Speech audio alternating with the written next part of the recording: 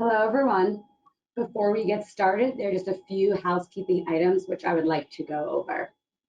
First, all attendees are in listen-only mode for today's webinar. Second, we welcome you to submit questions. On the right-hand side of your screen, you will see a control panel where you can submit questions related to today's session. We will be monitoring the questions throughout this session, and all content-related questions will be addressed during our Q&A period at the end. Third, 1 hour of continuing education credits are available. To obtain the CE credits, you must attend the full hour of today's session and actively participate. If you are interested in legal, insurance, accounting, or SHRM continuing education credits, please complete the course evaluation and credit request form found in the handouts tab of the control panel.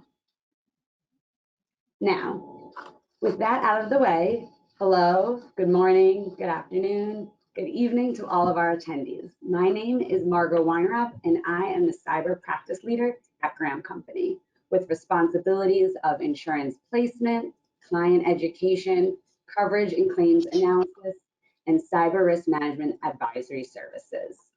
Joined with me today is my colleague, Meagan Farrow, claims consultant at the Graham Company. Meagan is a member of Graham's Cyber Practice Group and has experience in handling numerous cyber claims, all with various and unique circumstances. As a licensed attorney and former certified public accountant, Meagan uses her legal and accounting background to effectively manage claims and advocate for Graham clients.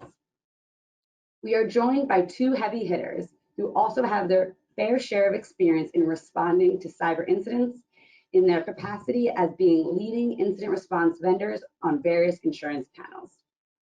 David Shannon is a shareholder at Marshall, Dennehey, Warner, Coleman, and Goggin, where he leads both the privacy and data security and the intellectual property, technology, and media litigation practice groups. Dave concentrates a substantial portion of his practice on privacy law, data breaches, intellectual property, copyright, and trademark infringement.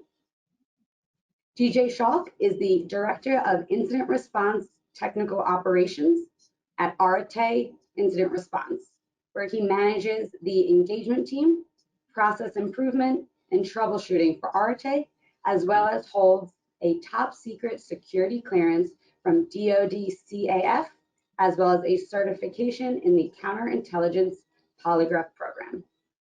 DJ has also received 2 Navy Achievement Medals for superior performance and knowledge of vital equipment while serving on active duty. I could not be more pleased with the high caliber panelists we have today. So before I pass it over to Dave and DJ, the true heavy hitters of today's session, Meagan and I really wanted to provide a little bit of an overview as to what we're seeing in the current cyber market. So you may have heard us talk many times in the past about how ransomware attacks continue to make headlines with the catastrophic impact on organizations of various sizes and industries. However, we continue to see loss runs littered with wire transfer fraud claims.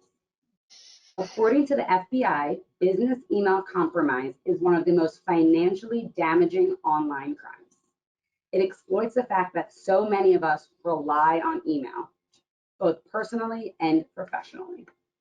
In 2021, the FBI's Internet Crime Complaint Center received more than 19,000 business email compromise complaints with an adjusted loss of nearly $2.4 billion nationally.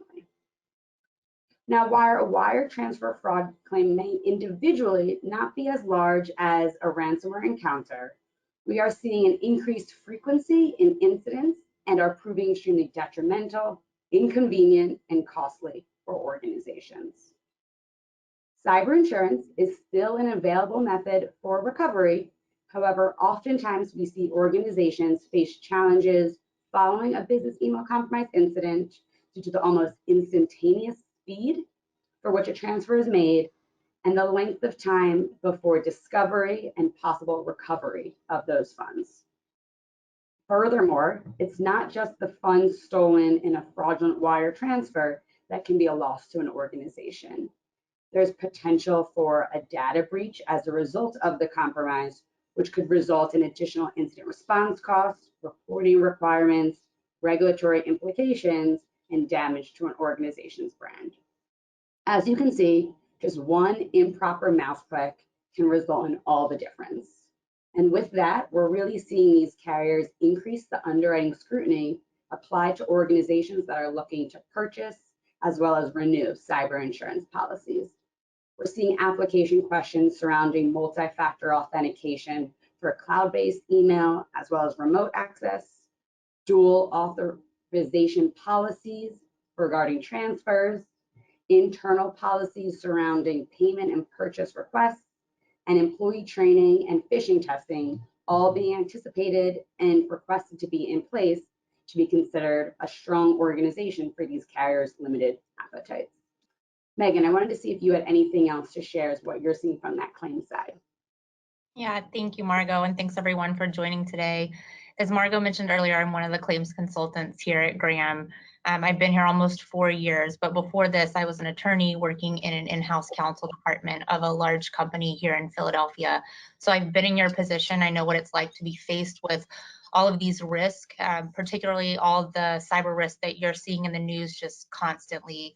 As Margaux mentioned, we really are seeing an increase in cyber claims, particularly since the start of the pandemic, certainly the ransomware claims, but personally for my clients, I'm seeing more of these business email compromise and wire transfer fraud claims more than any other type of cyber claim at this point.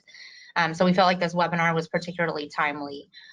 To me, one of the most concerning aspects of these types of claims is that the hackers, the bad actors, are getting increasingly sophisticated with the approaches that they're using to target our clients.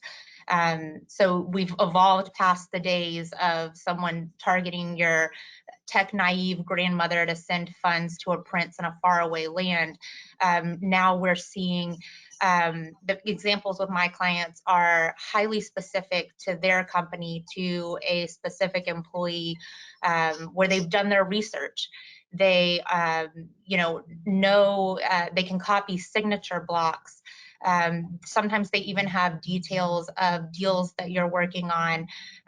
They know the vendors you're working with, and so they can put together these very specific emails that seem realistic. And often, is unfortunately the case in the situations that I've seen, it's often an employee who is wearing multiple hats, balancing multiple tasks. They don't pick up the phone to verify, routing numbers or bank account numbers, and that could often avoid most of the claims that we see. So the last thing I want to mention is if you are faced with this type of claim, please always contact your Graham claims consultant as soon as you're aware of it. We will either file a claim with your crime policy, your cyber policy, often both, depending on the specific circumstances that we're working with. But the sooner that you contact us, the faster that we can get, Dave, DJ, and others involved, and make sure that we have the right resources involved with the claim to help make you whole again. And with that, I will turn it over to Dave and DJ. Thanks. Thanks, Meagan. Appreciate it. And thanks for everybody for joining. Hopefully there's some people that were on last year, probably in the spring last year, we did a ransomware seminar like this. So this one, as Margaux said, is just as important. Business email compromise, it's sometimes known as the acronym BEC, or wire transfer frauds. And you'll hear a lot about them. And before I forget, Chelsea just popped up the disclaimer. We're not giving legal advice here or forensic advice, but DJ and I would certainly be willing to do so if you just call our office and sign a retainer. And with that, we can go to the next one. And maybe DJ could fill you in on some of the top secret stuff he does too on the side. We could go to the next one there too, Chelsea, thanks. These engagements are becoming more prevalent, and they don't get as much news, I think, because they stay a little more hidden, because people may be more embarrassed by them, or they're not large ransoms being paid, which is kind of what the media really focuses on when we see a lot of the cyber stuff in the news. But I'm seeing a lot more of them. I know the forensic companies are as well. I've been to a number of seminars this year where other attorneys and forensic professionals are saying the same thing, that they've really seen a rise from it. And there's been more of it in some circumstances than the ransomware. So it's really important for clients and businesses to be aware of these. And we'll kind of talk through some situations, just some examples, which is the best way to show you what happens, and some ways to try and stop these BEC events from occurring.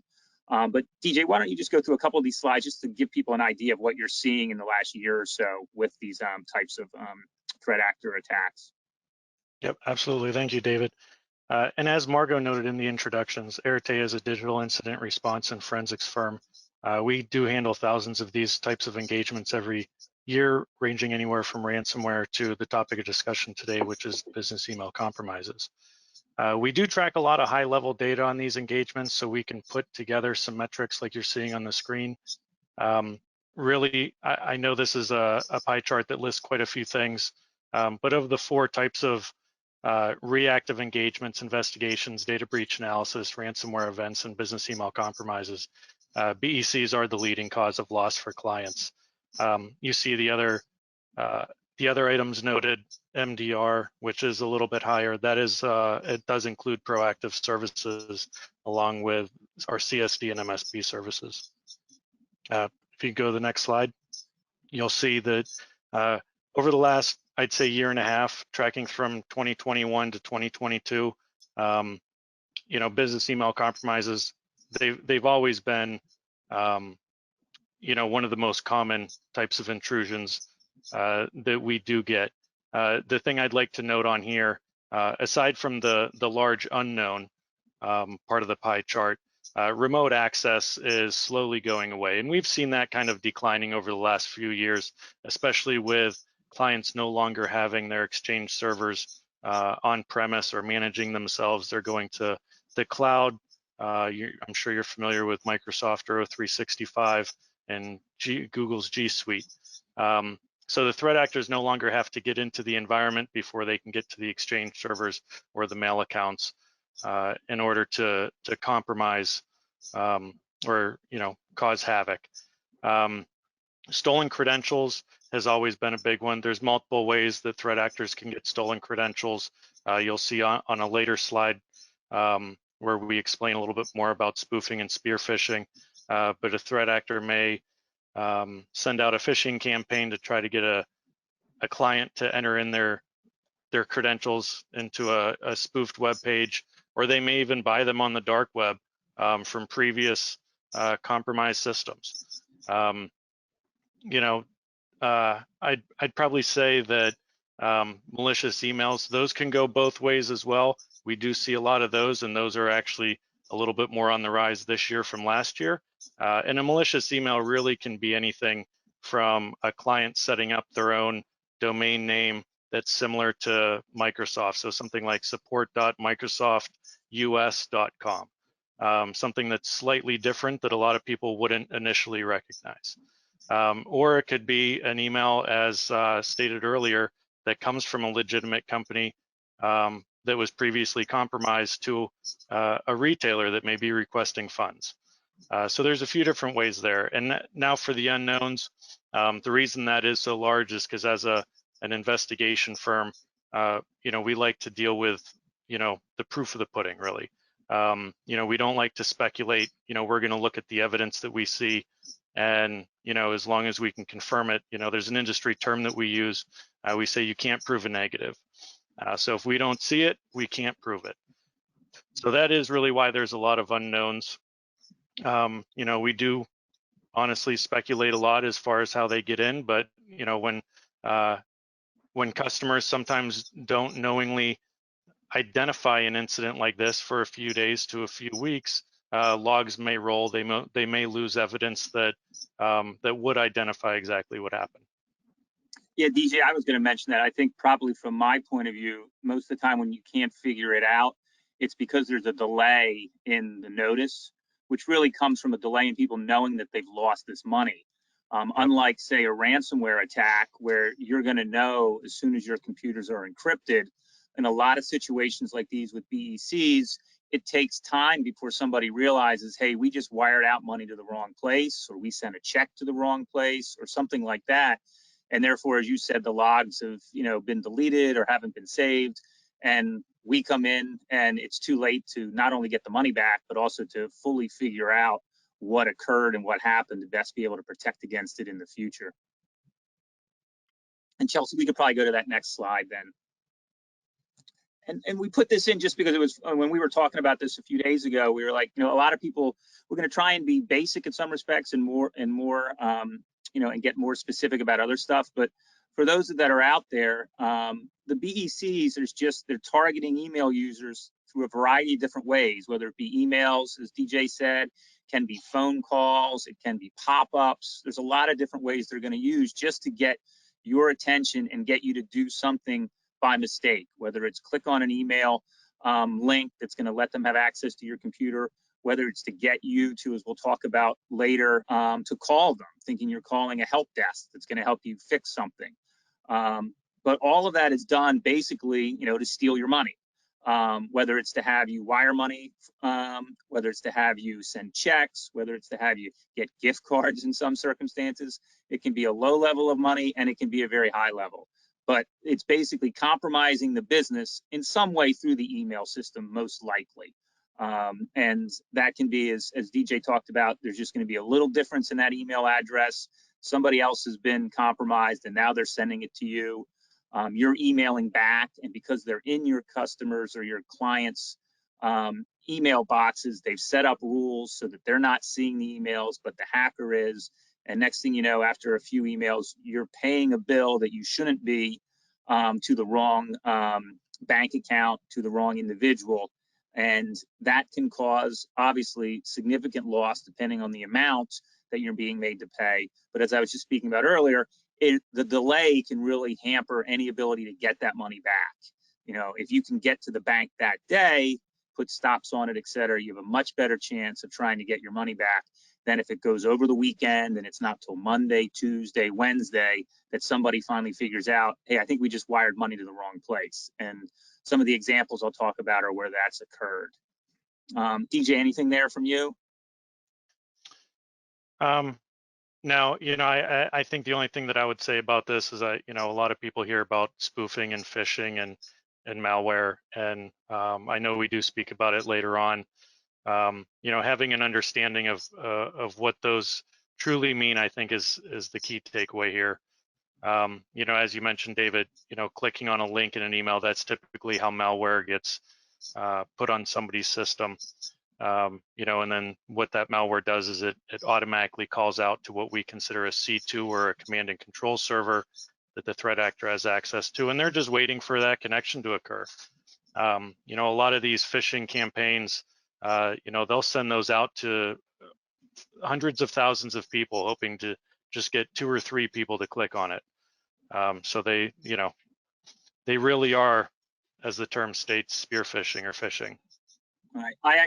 I got a text this morning that pretended to be from Venmo, telling me that there was some unauthorized activity in my Venmo account and I needed to contact them immediately. Well, because this is my line of work, I obviously knew that it was, you know, fraudulent, but I also said, there's no money in my Venmo account. It's money that just transfers. So I don't know what the unauthorized activity would be, but, you know, I deleted it. But that just shows you it can be anything, whether it's a text, an email, a phone call, et cetera. And unlike, say, as I was going to point out, unlike, say, a ransomware attack, where that may be an issue that you really are relying on your IT department to protect your business. Those are the individuals, whether it's in-house or outside IT. You know, when it comes to these BEC matters, this is your entire company. This is everyone who works there, from, you know, the secretaries to the support staff to the salespeople to the, you know, the C-suite. Everybody can get these emails. Everybody can get these texts or phone calls. And it's, I think in some respects, much harder to kind of protect yourself against, because it's really just education repeatedly. I would hope that everybody who's out there with your businesses are doing some type of education, you know, on a minimum, a yearly basis, if not more. You know, we do that at our firm all the time, where we have different things that we have to complete, educational programs, you know, that pops up on our computers and we got to go through it. And it's really an ongoing thing because of that. As I said, it's really your employees that are really at risk here, even more than your IT department. And with all the changeover in businesses now with personnel everything, that even becomes more of a problem, I think, because you're getting new employees all the time that are switching firms, switching companies, and you're just clicking on something because we're all getting a million emails and we're not reading through them correctly and really thinking. And that's what kind of the education does, is it gets you to start thinking about these things constantly. And Chelsea, we can go to the next slide. As we talked about, yeah, a wire transfer, just for who don't know, this is where the money obviously is being transferred electronically as opposed to sending a check. You know, I have one insurance carrier I work with a lot that does not send wires. They are not allowed to, 100%. And it makes it so when you're settling cases, I have to let people know right away. But everyone else I kind of said send checks more than anything at a seminar a few months ago. And a couple of the underwriters kind of laughed, you know, that were on our panel saying, oh my God, I just learned I'm not allowed to send a wire anymore. And, you know, it's safe, you know, if you're sending the check, it's safe. But if you're going to be doing wire transfers with your business, whether it's, you know, to your clients, your customers, your vendors, that's once that becomes routine in your business, that's where you're going to become susceptible to these phishing emails that are going to get you to click on things and change where the wire is going to go. And we could go to the next slide then. I think this is one that DJ, you guys just put in, just how these BECs are kind of just month to month in just the last year are kind of gone up, and then down a little bit, it looks like here just in this month, right? Yeah. And, you know, also keep in mind that July's not over yet. So, you know, once we close out this month, I'm sure that number will, you know, jump up a little bit. But as you can see, you know, we're just one firm and we're doing, you know, roughly 25, 30 of these a month. So. Yeah, and I've seen a real increase too. And I was, you know, I can't say pleasantly surprised. I was, you know, it confirmed things when I was at a conference in March where a couple of the cyber attorneys there at other firms said the same thing, that their numbers showed that these were much more frequent. So it's really something that businesses have to really be paying attention to right now. And Yep. we could go to the next slide, thanks. And yeah, and this is just kind of giving you an example again, these BEC wire frauds. You know, they're obviously looking for financial data. You know, and you're going to get some emails that are coming from a fraudulent actor. In some way, they've changed something in it, whether it's been the email address, the return email, something that's going to get you to make a mistake and send money or send, you know, the credentials to get money to the wrong individual, to the bad actor. And then we start to get the transfers that occur because of that. And inevitably, it always seems like they're set up to happen on a Thursday or a Friday. And then the weekend comes, everybody goes home. No one really looks at it until Monday or Tuesday. And then then maybe you're getting an email or a phone call from the legitimate vendor, the legitimate customer. Oh, where's our money? You know, and then everybody scrambles around. More likely, they kind of look at it, oh, they'll check on it. Let's see what we did. And then it's the next day. And it's just very difficult then to get a bank on the phone, get the FBI involved, and have them try and claw back that money when it's been 4 days, when it's been 5 days. That's the real problem, right, DJ? Yep, absolutely. And like you said, you know, we do see a lot of this too. They don't always get reported in the beginning of the week, but, you know, we get notified in the beginning of the week. We jump on a call with a client, and then, you know, that's exactly it. You know, there's a transfer that's supposed to be made on a Thursday or Friday. You know, the incoming team doesn't see it. You know, in the beginning of the week, they reach out and say, hey, you know, we were supposed to get paid on Friday. And, you know, there it is. The client usually comes back and says, hey, you know, we did make a payment. We have the confirmation right here. You changed the account information on us. And yeah, it's too late. And you'll see that a lot. Yeah, you'll see that a lot with anybody who's involved in real estate transactions, you know, because inevitably you have a large amount of real estate transactions that occur at the end of the month. You know, everybody's, you know, making those transactions, whether it be commercial or residential businesses, and they've gotten into either the title company or the mortgage company or the seller or the buyer or the attorney for one of the parties. You know, there are a host of people that can be involved in those transactions. And if they've gotten into one, at the end of the day, they're just trying to figure out who's transferring the money.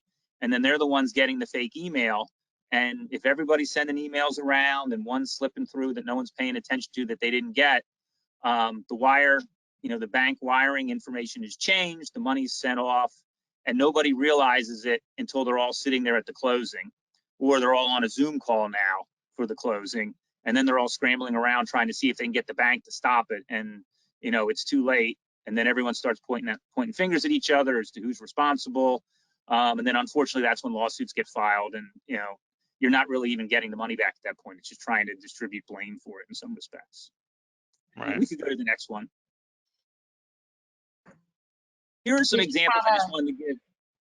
I was going to say, we just got a comment. It says, this situation has dire consequences. I know of several instances when a fee that was paid to an investment bank after an M&A deal has closed was hived off or stolen by a BEC actor. Yeah, it's absolutely true. And, I can remember a situation somewhat like that several years ago we were involved in, and a letter was sent, a very, as we would say, nasty attorney letter was sent, because a deal was not going to close because of that. And it was basically, you better come up with the money because you're about to ruin our business and we're going to sue you for everything you own. But it's just not that simple. The response back is like, okay, we're investigating, we're getting our insurance involved. But if you think we're going to come up with $5 million by the end of the day, it's just not going to happen. It's one of those things where you're just telling people that's not going to happen, unfortunately, no matter how much you want it to happen. And, I gave these examples here. I can tell you, like, let's start with a high one, $4.7 million. This was, one that involved an investment transfer from funds to another fund. Somebody gets, hacked. The wiring information is changed, unbeknownst to everyone. The transfer is made. It should have been to a Northeastern bank. Instead, it's transferred to a Hong Kong bank. It happens on a Friday. Nobody realizes that this has occurred until Tuesday. And you have multiple entities now all pointing the finger and blaming each other for this money, none of which has been recovered. That's a big number. And then it becomes obviously a very messy lawsuit. But it's one that if proper procedures were followed, if individuals had somebody else look at the change in a wire transfer form, as should have been done, if anybody, and there are at least 6 people that would have been involved in this, if somebody had picked up the phone, this never would have occurred. And it's, as I say, a lot of these is, by the time we see them, you just scratch your head. You're like, how can you go from sending money to a bank to Boston to sending it to Hong Kong? It just doesn't make any sense. But it happened, and these are all professionals. These are all, educated people. But that's where they get you. It's just so many emails and people not paying attention. The property management companies, I put those in just a couple that I'm aware of. One, $200,000, that's not an insignificant loss. That's one where the property manager, who's collecting all the money from all of the different associations that they do work for in a state with a number of retirees. And then they're sending the money to the bank for the owners of all these homeowner associations. They get hacked. Nobody realizes it for 30 days that money's gone. There's no way you're going to get that money back. It's just been too long. And then once again, it's who was responsible, who got hacked. It becomes very expensive to figure all those things out. And then you see the same thing with just, a small amount of money, $25,000. They get in and on a one-time thing, they're able to get that money.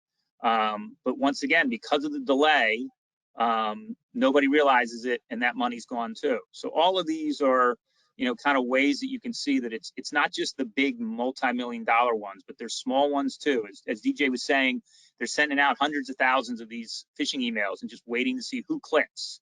Is it the company that's sending $4 million out, or is it the company that's sending $25,000 out? They're going to hit them all and just add it all up at the end of the month. See what that number is on DJ's pie chart as to how much money they made. Another one there was a marketing company. I think I talk about real estate companies, investment companies, but here's a marketing company that gets hit, doesn't get paid. Their client sends all the money to the fraudsters. And now here's the problem. The marketing company says, well, we want to be paid. And the client says, well, we did pay you, but it went to the wrong person. And now there's a huge fight as to who's responsible for that. So not only do you have that problem of losing the money, you're probably losing the client too, because you're going to get into a very nasty lawsuit unless the insurance carriers, come in and make everybody whole, which depending on the policies, as Margaux would tell you, that's always a big issue. Is it covered or is it not? What actually happened and then what was covered? And then just a small one, I put this one in because this was interesting, where they got in and I've had this happen twice now this year, where they get in and they change the payroll forms for an employee so that their payroll is now going to a different bank. And I had one where over 6 weeks, it was about 20 grand. I had another one where I just had that one come in where it's about $5,000, very small. The shocking thing there was that neither of these individuals knew for at least a month that they hadn't gotten paid. And myself and the insurance adjuster and everyone says, who doesn't know when they're not getting their paycheck? Well, the individuals that we get the claims for don't. You would be surprised, but I guess people just aren't. One of the persons said he worked 3 jobs, missed that he wasn't getting these paychecks, etc. But it just shows you it's another way. Not just are they stealing, say, money through, a pretend vendor check, but they're getting in and changing the payroll. Now, do it for somebody where it's not that much money, but what if they get in and change it for your C-suite, your CEO or your CFO, if you're a large business? That's going to be a big loss. And if it's something that happens on a Friday at the end of the month, you get paid once a month at the end of the month. If you don't catch it right away, that's a significant amount of money can happen. And then just lastly, I had one recently where they actually said it was a new landscaping company this was another one. It's an HOA, Homeowners Association manager. And he sent three checks from California to a landscaper in North Carolina, supposedly for the landscaping that was being done in California. Not sure why we would not have a red flag on that.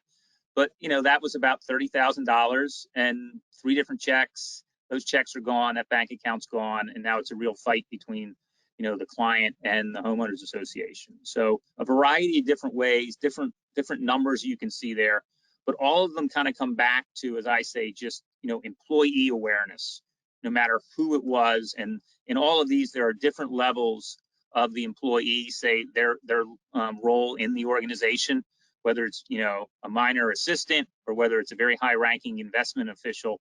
All of them made a mistake in not paying attention to emails when the whatever it was, the credentials or the authorization to change where the money was going to go came in and nobody made a phone call. If any of them had made a phone call, all of that money would have been saved and they wouldn't have had these claims. We can go to the next one there. So DJ was going to walk through some of the procedures just on how you can kind of protect against these wire frauds with your businesses. Yep. Thanks, David. So as you can see, the first thing we put on the list is multi-factor authentication. You may also know it as 2-factor authentication. They're very similar. 2-factor is a form of multi-factor, but multi-factor is the overall encompassing method. Disabling legacy protocols, I'm going to actually touch on that in a bit. Multi-factor authentication, what it truly does is it provides a second layer of authentication. And it uses a different system than what you're authenticating on, usually your computer. So, for example, I think most people nowadays know 2-factor authentication is once you log in, supply your password, you get a prompt on your phone to approve it. If a threat actor is trying to get into your email account and you're sitting on the couch or out at dinner one night and you start getting these, approval requests, something is going on and you can hit deny. It'll typically lock your account so that they can't continue to make attempts on gaining access. Another form of multi-factor authentication, I know I think I only have one that actually utilizes this, but there's actually 3 factors that are involved. I have to enter in my password, and then it asks me for the answer to my security question. Once I do those 2, then I get the authenticate or the approval on my phone to authenticate. It's extremely important to protect our email accounts and to know when there's threat actors trying to gain access.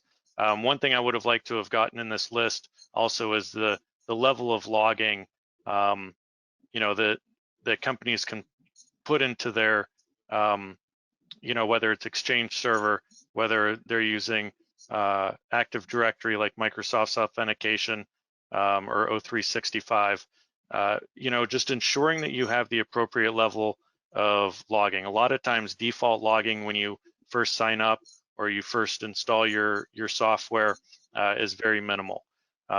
You know, sometimes there's space requirements, but you know, there's always additional logging that you can enable, or you can even offload those logs so you have a longer retention policy. Disabling legacy protocols, POP and IMAP, you know, they're not used very often anymore just because a lot of people either use web-based email or they're using Outlook, which uses OWA. But the legacy protocols, what we see a lot of threat actors doing is utilizing something like Mozilla Thunderbird's email client, and they can actually connect to email accounts using those legacy protocols, POP and IMAP. And the difficult thing, especially for somebody who does investigations, is we'll see that activity occur, but we don't see what's happening with that activity. All we see is that a connection was made. You know, like I stated earlier, you know, we never like to assume anything. We don't like to, you know, kind of go down that route because everybody knows what happens when you assume. And when we're dealing with facts, it's very difficult to put ourselves in those positions. One thing that we will assume that we kind of have to do, you know, as a service is if we do see a legacy protocol being used, a lot of times in the logs, we'll see something like a user agent of Mozilla, and then we'll see, you know, either POP or IMAP, and then we'll see the duration of the connection, but we don't see any activity. So we have to assume that during that activity period, if they've been connected for 4 hours, that the threat actor has downloaded and synced the entire mailbox. The reason that that's a concern is because a lot of times when a threat actor now has access to that entire database of emails, they have all of the attachments, all of the PII, PHI, you know, any kind of sensitive information that may be in those emails, and now they have access to it even offline. The next bullet point, you know, just making sure that users practice good hygiene, you know, being aware that these types of things occur, being aware to, you know, to check who you're sending emails to, you know, making sure that the recipients are trusted, that they're known, making those phone calls if you see information change just to confirm. Other good hygiene is making sure that you change your passwords on a regular basis, making sure that you're not using the same password on multiple systems, things like that. To the next point, DJ, Ian, go ahead. I was just going to mention there, one thing I was thinking about was, you know, I guess like 2 months ago, we had our kind of, you know, annual awareness training PowerPoint that comes out and videos that we do. It takes us about 45 minutes to do it, and you have to complete it successfully so that it's submitted back to our firm's IT. And I think we do that 3 times a year now. I made a suggestion to our company that it should be part of a new hire orientation, because a lot of this hygiene, good hygiene, is really just always being aware, as you know, as you were saying, and getting your employees to be aware from day one. You know, you've got someone coming in, and it doesn't matter what job they hold with the company, that they need to know from day one that if anyone asks them to wire money, to transfer money, to do something different with money, that they have to pick up the phone. Too much really in our day and age, everyone just emails, and that's the #1 thing. If you just picked up the phone, you could stop a lot of this. But I just thought I'd mention that just because I was thinking about it while you were going through some of that stuff. Yeah, you know, and in saying that, you know, I do have a few examples of engagements where, you know, being on the phone with the client, they're like, well, we're not going to bring the person into, you know, to ask them questions here because they, you know, they're fairly new, they just started, you know, and it's like, yeah, it's, you know, annual training, even regular training, you know, we at Arete, we do have random emails that go out, and you know, if you do report it or you close it, you know, you get the you know, it takes you to a web page that says, good job, you passed. You know, just doing stuff like that, it kind of keeps people in the mindset, especially when you never know when it's coming. So, you know, people sit there and any email that they read, they're like, oh, I got to make sure. You never know if this is going to be, you know, my company testing me. One other thing that, you know, I see that gets missed a lot, that an end user can do, and we see this, not necessarily always in business email compromises, but we see them across the board. We call them banking Trojans. You know, we saw an uptick of those in ransomwares, but like I said, we have seen them across the board, and a banking Trojan is where they will actually scrape web history and things that are cached from your browser. So passwords, password hashes, your browser history, and a lot of times you can actually set your browser to clear all that when you log off.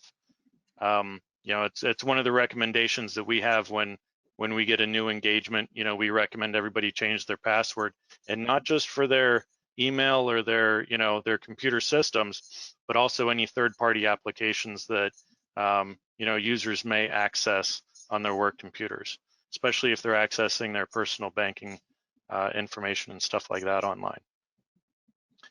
And having good policies for employees, you know, not just for authenticity, you know, but just making sure that there is a message that pops up.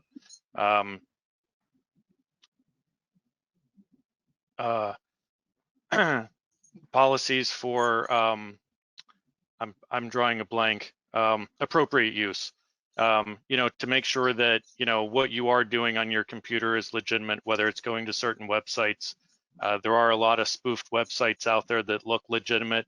David, I believe you shared an example with me where a user was just Google searching and thought they were in the right spot and ended up on a threat actor site. You know, and the unfortunate can happen from that. Yeah, I was going to mention that one. It's a good example because it's a new matter I'm aware of, where, you know, a financial advisor, so obviously somebody who's a professional and has good policies and procedures, but he had gotten a new Brothers printer and was having some problems with it. Tried calling, you know, the Brothers 1-800 hotline or whatever it was, customer service line, you know, couldn't get through. Shockingly, none of us can on those. So he just Googled, you know, Brothers, you know, printing, you know, I'm not sure if it was customer service or tips or whatnot. And, you know, one of the first things that pops up is how to, you know, fix your printer. And he calls it, and next thing you know, and it's one of these kind of Microsoft security frauds that we're going to talk about in just a little bit, but they're pretending to be, you know, that they work for Brothers and that they can help him, and oh, they just need access to his computer and then they can fix everything. And sure enough, he allows them to have access, and he's on the phone with them. And first he's on the chat, then he's on the phone with them. And next thing you know, that they're going through all kinds of stuff on his computer. And it's not until they started asking for financial information that he realizes, well, maybe I shouldn't be talking to these people and giving them access to my computer. Well, unfortunately, at that point, it's too late. He did not transfer any money or allow them the ability to transfer money, but he did allow them to have access to his computer. His client files were open at the time because he's working and talking to them on the phone. So he has a real concern about a data breach here. And it may not be a fraud where he lost money in that respect, but that just shows you that you just never know. I mean, there's a fake ad for Brother printing, you know, customer service on Google right now that, you know, he clicked on without any idea. And if he had simply, you know, waited out calling their 1-800 number that was on, you know, the printer box that he got, or talk to his IT outside counsel before he did anything, could have saved a lot of time, money, and expense. But it's just another example of you never know. That was the first time I'd had that one where they literally have an ad that's floating around that anybody in the entire world could see and get stuck with. And if we just want to flip, I see we only got about 15 minutes left, and did want to get through everything there, Chelsea. Thanks. Did want to talk. I was just mentioning this Microsoft security fraud. You know, so what these are that you get a pop-up. So obviously they've gotten access to your computer in some way. You've already hit a phishing email. you or somebody in your business. But all of a sudden this alert pops up that there's some kind of problem with your computer and you need to call Microsoft Security right away. And it's a lot like the incident I just was speaking of with the Brothers printer, in that you're going to call that number and someone's going to answer that phone and say, yeah, they work for Microsoft, and they will give you a spiel of here's their tag number or their ID number, and oh, here's what they can do. And next thing you know, they will talk you into allowing them to have remote access to your computer. And they'll tell you all these different things. They have sometimes where they'll say, oh, you have real problems, I'm going to, escalate you to one of my superiors. And they will escalate you to someone else who will then talk you through all this. And it's, I shake my head when they come in. My associates shake their head when they come in, but it happens so much that I think, as DJ said, there are just thousands, if not millions, of these alert phishing emails going out, that enough people are clicking on them that they're making money off them. But they will then try and get access to your computer. If you give them access to your computer, they are then going to start searching for banking credentials, most likely. They're going to look for other information that they may take. And it just depends on how sophisticated they are and what their priority is, whatever group of threat actors this is, as to what they're looking for and what they're going to do. Inevitably, when it comes to me, it's usually, it seems, that they've gotten you to somehow give them access to your bank account, or they've gotten you to wire them money in some way, or they've gotten you in, and these are always, amusing, where they've gotten you to go out and collect gift cards and then read off the gift card numbers to them to pay for something to fix your computer. I had one where somebody went around and got $1,000 worth of Target gift cards. And I think they were like maybe $100 a piece, and then sat there and gave those numbers over the phone to these threat actors. And I've had others where they've said, hey, they'll set it up so you're putting in a number to wire them money and you think it's $1,000. And then when you look down, boom, somehow they've changed the number so it's $10,000. So there's all kinds of ways that they will try and get you with this. And it goes back to my initial comments at the beginning about, it's all about making phone calls. If you get a Microsoft security alert on your computer and they're telling you to call them, really, you just can't do that. You need to talk to your IT, you need to talk to your outside IT, and you never, ever let somebody have access to your computer. That's just, there's no reason for that in any way. But these can add up, and I've seen a lot of them. We saw a bit of them a couple years ago, and it just seems to me I've seen a lot more in like the last few months, and that's why I really wanted to talk to them. And Steve, or DJ, maybe you could just point out a couple things too that you guys may see with these, or how to kind of counteract them. Yeah, we are seeing an uptick in these as well. The best thing to do is close your browser. And I think the next slide has, some ways to protect against this kind of stuff. They do come in quite a few different forms. The biggest thing now that I've seen with these, the newer pop-ups, is they really want you to call. They put a phone number on there. They used to be pop-ups, and there used to be a lot of AV alert pop-ups that would come up to, and the whole box would be a clickable link. They were trying to install malicious software in your computer. A lot of the different true AVs out there that you would have installed, even Microsoft Essentials, will stop a lot of that stuff. So they've kind of shifted a little bit, trying to get you to call. We call that social engineering, where somebody actually gets on a call with you. But yeah, they're coming back. We've definitely seen an uptick in them again. I was mentioning to DJ this morning that I was reading an alert from a forensic company yesterday where they said there's a new one where it's a pop-up that looks like it's from CrowdStrike, which is one of the leading forensic companies. One of DJ's competitors. Don't want to call them in any circumstances, but particularly if it's a pop-up. But it comes up, and they had it in the alert I was reading about it, that there's been an issue with your computers and CrowdStrike is working with your company. Just need you to contact us. Don't call your IT, call us. And then that's how they're getting in. And it looks very legitimate. It's a name probably that people know about because they've handled some high-end data breaches in the past. So it's the same exact thing, and they just want to get you on the phone. And I had one client who, and it was a lovely little sexist comment. He said, well, it was a female, so I had no reason to believe she was trying to steal my money. And I said, well, I think the hackers come in all shapes, sizes, and genders, etc. But he just couldn't believe that somebody was getting on the phone with him and spending, 2 hours on the phone with him to steal all his money, and they were. And once again, this just goes back to education as well. DJ's got those listed there, just about all of the things that you need to do. And I did want to go, we don't have to go back to the slide, Chelsea, but I was going to mention, one thing, we talked about what to do when these things do happen. And yeah, the immediate thing is to contact, if it's a wire transfer, is to contact the bank. As soon as a stop can be put on that wire transfer, the better. You're also immediately contacting the FBI or some sort of law enforcement if you can. It's hard to get the FBI on the phone, obviously, but the bank, you should be able to get on the phone right away. All of these banks have, this type of fraud alert, officer or team or somebody that they can get working on it right away. To, at the very minimum, try and get a portion of the money back, if not all of it, depending on how quickly you contact them. But you then, obviously, law enforcement, and then it's getting with, whether it's your claims counsel, claims professional, your broker, and the claims individuals there. But if you can get forensics involved, and the quickest way to do that is through your insurance policy, your insurance carrier.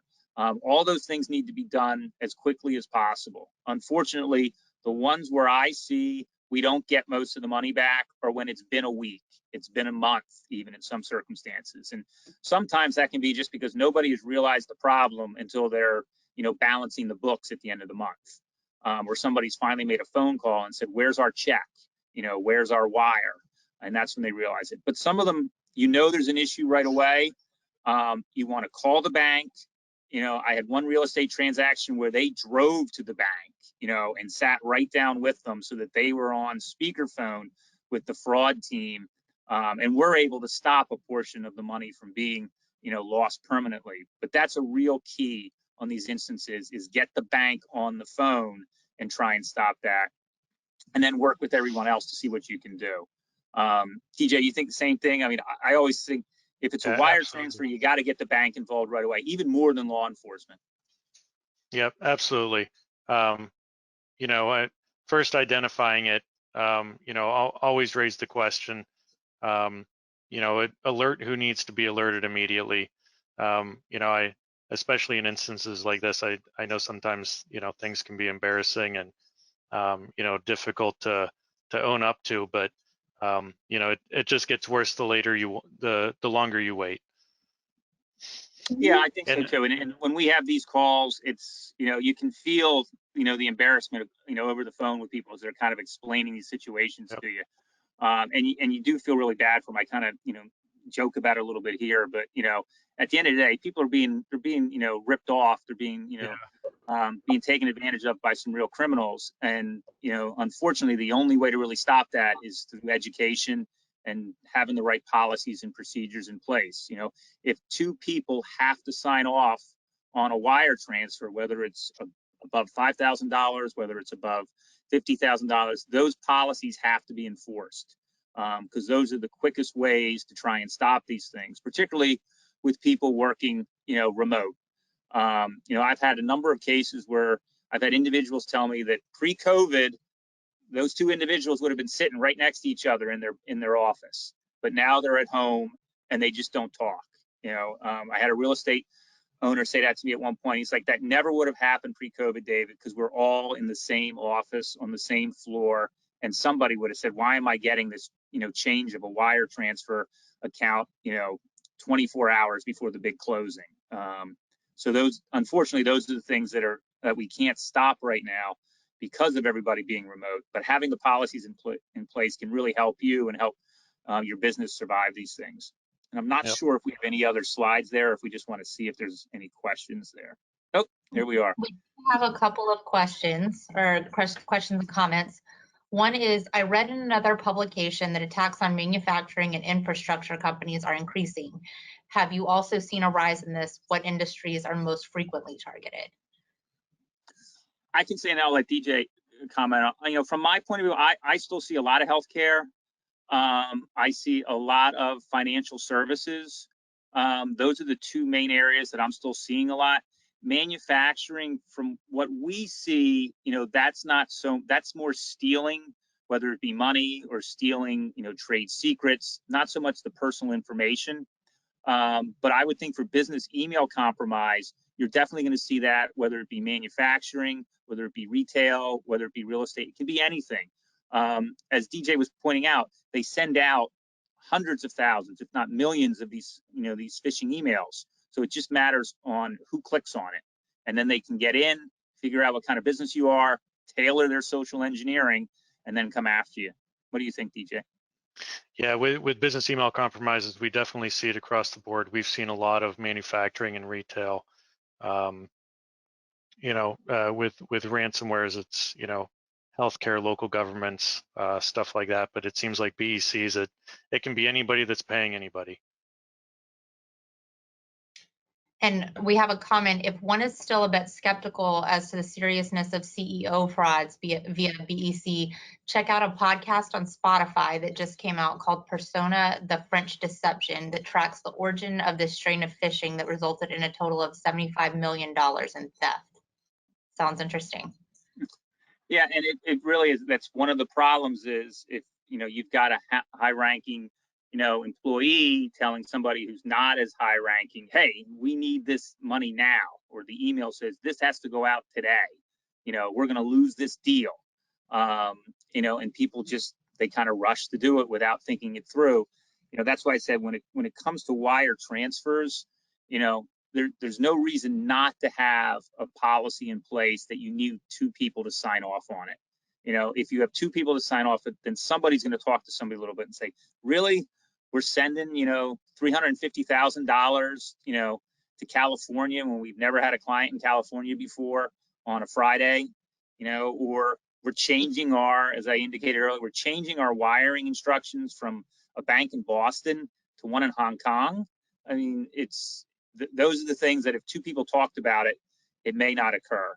But you're right, you do see that a lot, or the individual's right with that comment about when it's a CEO, someone from the C-suite saying, do this, and someone in the accounting department does it just because they're not going to, pull rank in any way because they can't, that can lead to real problems.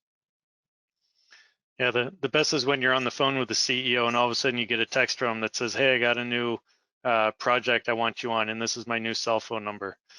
It's like, yeah, I don't know if that's legitimate. Yeah, we see those a lot too, the text from the CEO.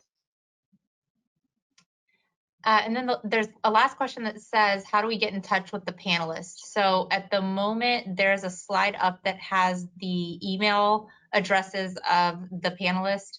But certainly if you need phone numbers, please contact us. Margaux and my email is up there as well. Please contact us and we're happy to provide additional contact information also. Yeah, absolutely. Anybody can, don't email me, give me a call. And I'll be happy to answer any questions you have about anything. Yep, likewise. Thank you so much, Dave, DJ, Megan, your insights today, and to everyone as well for your attendance.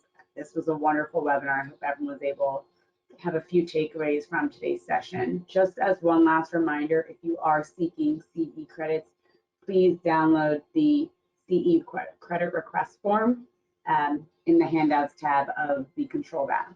But on behalf of all of our panelists here today and the Graham Company, thank you all so much for joining us and have a wonderful day.